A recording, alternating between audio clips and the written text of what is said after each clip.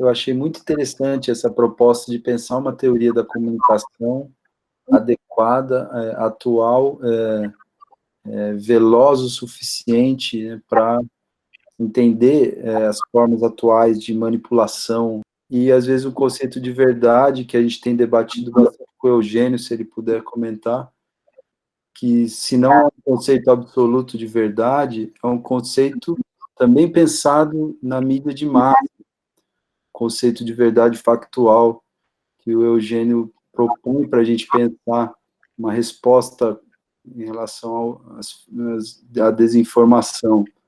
Então, eu fico pensando se a gente não precisa desses conceitos diferentes de verdade e de democracia ou de legitimidade, para pensar isso também, junto com a comunicação. O critério verdadeiro pertence mais ao campo da ciência do que ao campo do jornalismo. O jornalismo compete mais digamos, o critério, né? Se aquilo é notícia ou não é notícia. E aí entra toda essa questão, né? Que é a questão muito polêmica e muito assim relativa dessa questão do que é a verdade, em última análise, né? Eu ainda não vi a contestação, né, daquela afirmação do Nietzsche, né, que fala, bom, não existem verdades? Não existem verdades, só existem interpretações. Né? Se a gente for levar as últimas consequências da declaração de Nietzsche, a gente vai constatar, de fato, que o jornalismo, né, é um jogo, uma briga por interpretações, por visões de mundo que pretendem prevalecer diante de outras, né?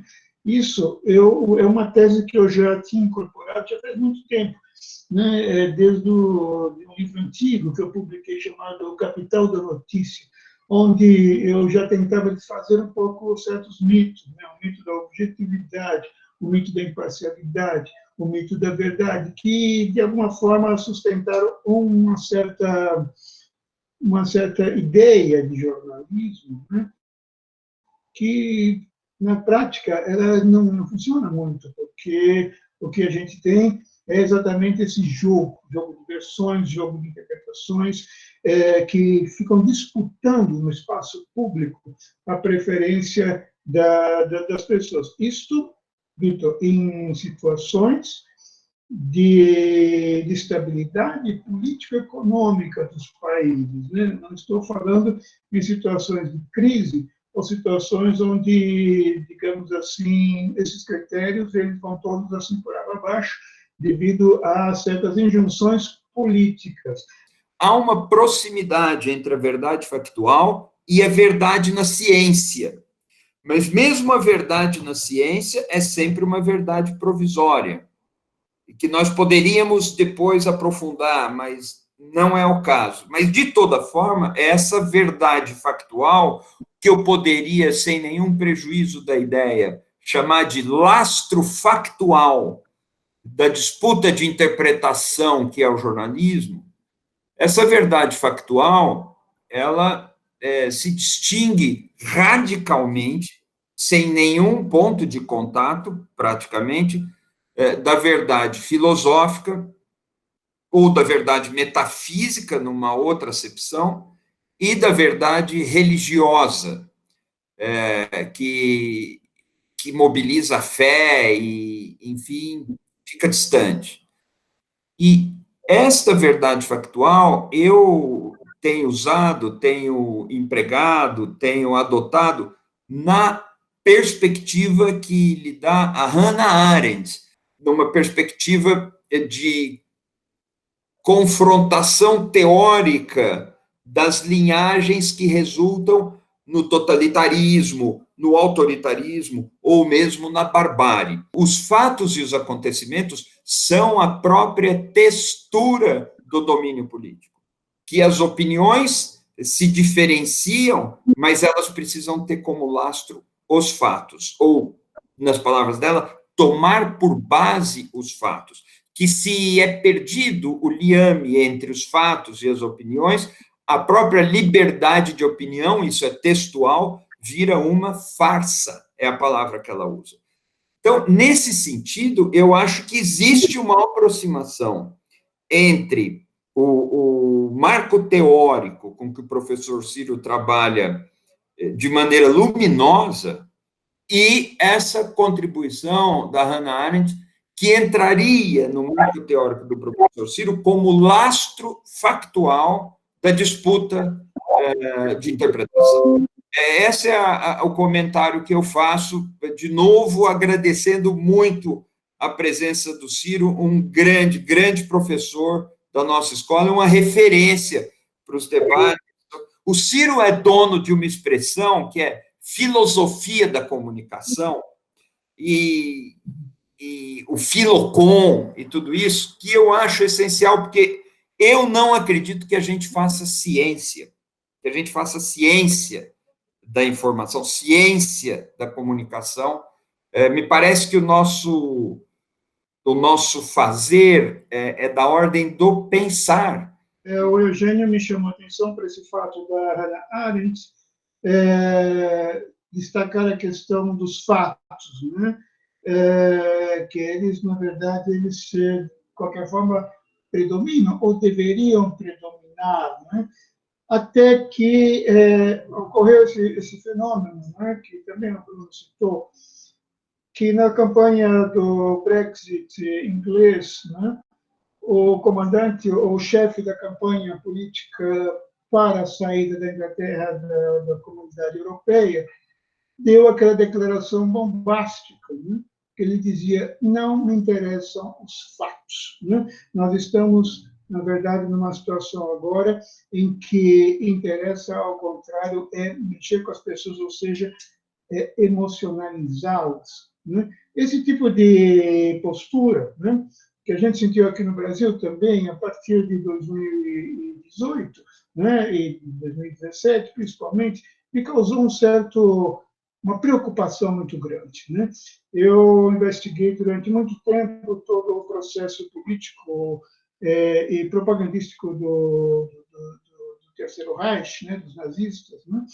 E uma das coisas que me chamou mais a atenção foi a derrocada da democracia, feita não exatamente por argumentos ou por discursos ou por lógicas racionais, tudo isso, mas pela alavancagem da questão do emocional, questão exatamente do que foi praticado também no Brasil, ou seja, você virar a chave da política, e a chave da política hoje se tornar a chave não baseada em fatos, na verdade, né? E os fatos ficarem em segundo plano, ou serem até ignorados, né? Como disse esse chefe da campanha inglesa, que foi vitoriosa, né, no plebiscito que tirou a Grã-Bretanha da Comunidade Europeia, que foi exatamente jogar com isso. Quando você joga com as emoções, você então sai fora do campo da política, você entra no campo da violência propriamente dita,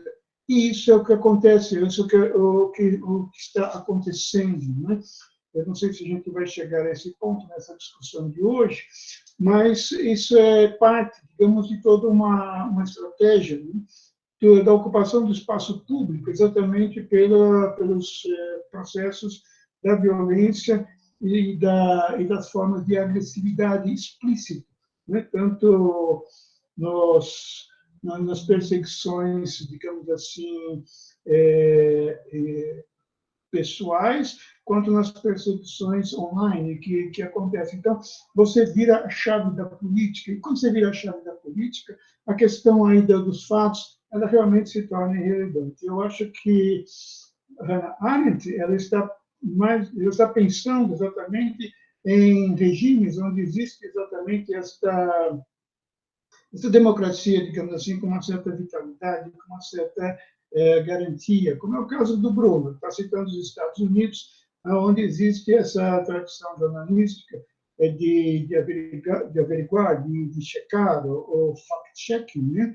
Ou as formas de você, digamos assim, poder, de alguma forma, rastrear aquela informação.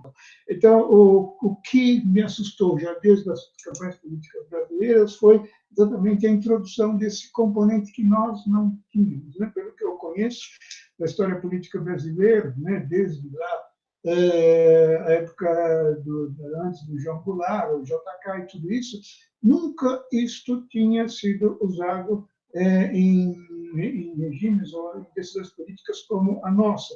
E isso provoca, de fato, uma mudança intencionalmente provocada. Ou seja, a lição que deixaram os regimes fascistas em termos de transformação da política numa forma de operação com a emocionalidade e com os afetos e com a violência explícita é algo que transcende a própria existência dos regimes fascistas e, de alguma forma, é reapropriado agora, numa época pós-Guerra Fria, exatamente como uma estratégia política bastante, digamos assim, eficaz, né, no que se buscava, que era exatamente esse convencimento das massas. Como é que o senhor tem observado o papel hoje do jornalismo diante desse quadro tão desafiador, né? Dessa dificuldade de informar?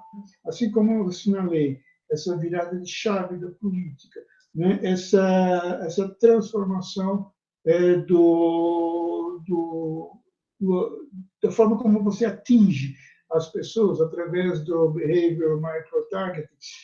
Além disso, né? E essa questão hoje que é nova é o massacre que a informação recebe a partir da desinformação.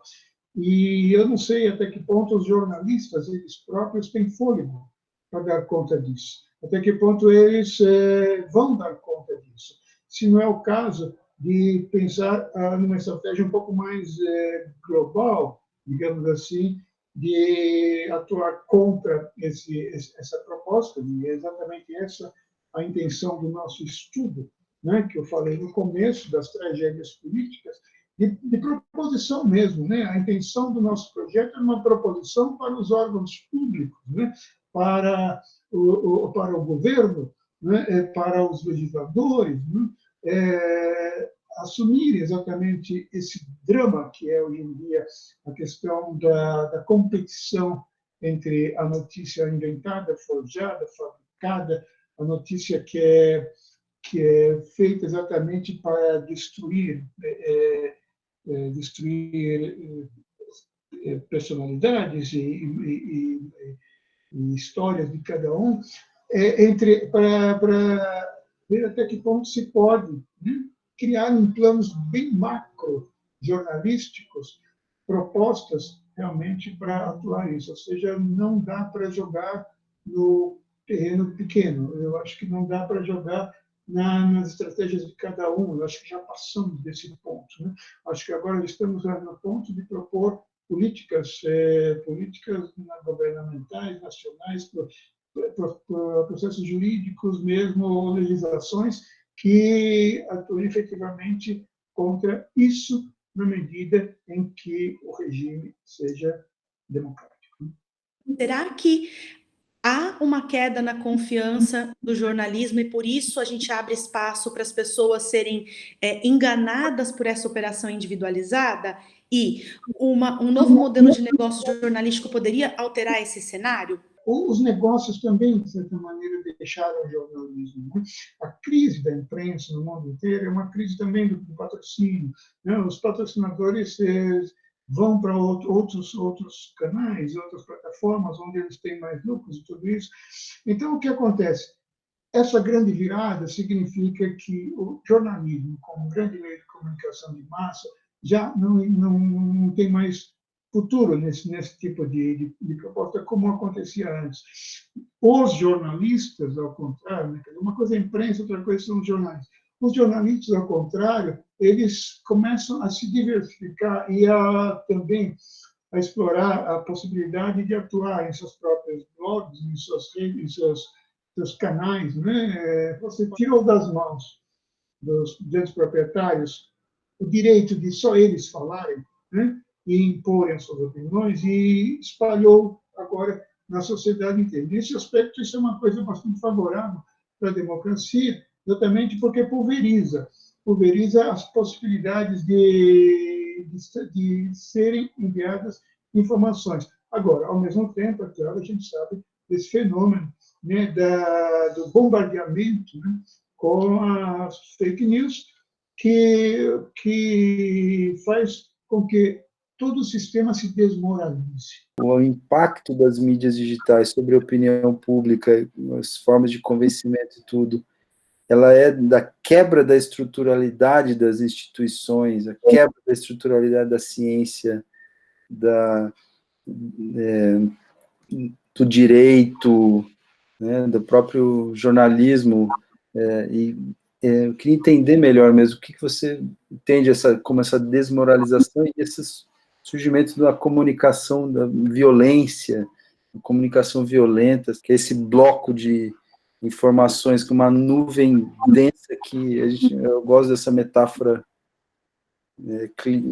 climática mesmo, que parece que é isso, é uma bolha, uma nuvem que dificulta a gente e isso parece que quebra com isso, é a quebra da estruturalidade das instituições, é isso? Existe um desmonte das instituições, né? Elas não têm mais aquela respeitabilidade que elas tinham antes, né? Mas isso não acontece só com as instituições, né? Você tem uma coisa que chama a descrença em consensos anteriores, o que significa o seguinte, que uma série de fatos que até agora eram, digamos assim, tidos como certos, como de aceitação geral, né, porque vieram de uma evolução, vieram de uma transformação, vieram às vezes também de uma luta política, ideológica, social, etc., e que se instalaram, esses mesmos processos hoje estão sofrendo um fenômeno no certo desmonte dessa descrença. Né? Você vê hoje uma descrença não só na política, né? Uma descrença na ciência, uma descrença em certos direitos conquistados, né? Uma desvalorização disso, uma retroação, né? Esses próprios direitos começam a ser questionados e existe aí uma grande oscilação, né? No que você vai acreditar, no que você vai apostar. Isso deixa, claro, a sociedade toda numa situação bastante nebulosa em termos de base, né? Você não sente raízes, né? Você não sente que você pode se agarrar em algo que aquilo vai se manter, né? Então, esse descrédito você vê o tempo todo, você vê um certo desrespeito com as instituições civis, com o Senado, o Parlamento, a Justiça, a Polícia, a Universidade. Tudo isso, de repente, entra num processo de perda do seu status, né? do seu status atingido até então.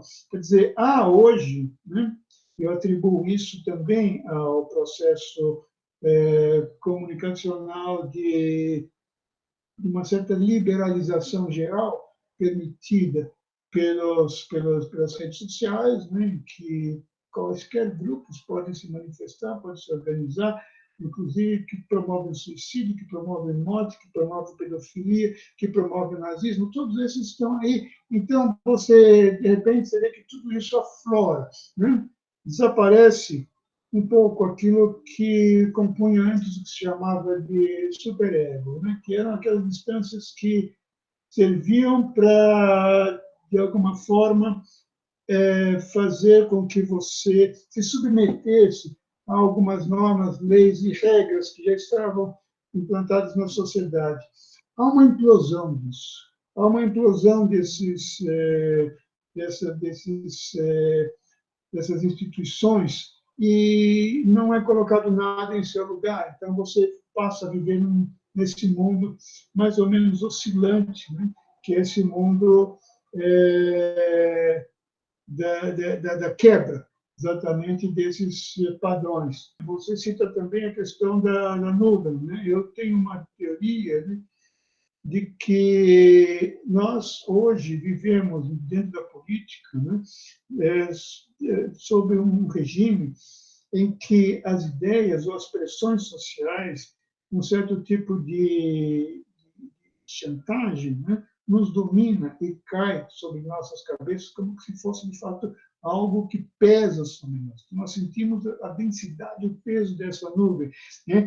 Que é uma nuvem construída e alimentada insistentemente, exatamente por esses, hoje, por essas máquinas de produção de informação em massa, que nos tiram a capacidade de nós próprios podermos raciocinar e decidir as coisas. Eu acho que isso é um fenômeno muito sério, muito violento, né? A questão aí dessa atmosfera, né, que se cria, e a questão do tempo, né? Eu citei no texto que esses dois fenômenos sempre escaparam das teorias da comunicação, porque eles não são mensuráveis do ponto de vista da pesquisa empírica, né? Mas eles estão presentes, né? Presentes a questão do peso, ou seja, da atmosfera que se cria, e a questão da temporalidade, que tudo se dá de uma forma muito rápida, muito assim imediata, instantânea, né? Você é levado a tomar decisões como se fosse no supermercado, você tem lá perto do caixa aqueles produtos para você comprar por impulso, né? Você compra aquilo e depois você chega em casa e fala, oh, mas eu comprei isso, não estava precisando disso, coisa e tal. Um pouco isso também a política está jogando com isso. Há toda uma discussão sobre o que você falou agora, a esfera pública, né? O que é hoje a esfera pública no Brasil? Não existe essa esfera pública, ou a esfera pública hoje está tomada exatamente pelos grupos da violência, né? Que ocupam as ruas e os símbolos nacionais, né? E que, na verdade, deturpam, né? A nossa ideia de esfera pública. E isso tudo está no Brasil acontecendo, né? Essa questão dessa descrença dos consensos, essa questão do desmonte das instituições, a questão da dessensibilização social, a questão do uso da emocionalização. Gente, isso tudo é a nossa pauta cotidiana, nossa pauta atual, né? Isso tudo está na nossa cara. E o que a gente tem que fazer, essa é a minha opinião, enquanto estudiosos da comunicação, do jornalismo, é nos debruçarmos sobre isso, né? Isso é que constrói, digamos assim, o saber comunicacional, né? Não aquela velha repetição, aquelas ladainhas de sempre que não servem aos alunos, não estimulam os professores, nem a pesquisa, nada disso. Eu acho que a pesquisa hoje tinha que estar aí acoplada ao que está acontecendo e tentar tirar as conclusões exatamente neste processo. Eu sempre digo que o estudo da comunicação tem que ser um work in progress, ou seja, é algo que não acaba, que está continuamente se refazendo, se atualizando, se modernizando para dar respostas. Eu acho que a sociedade espera de nós uma resposta.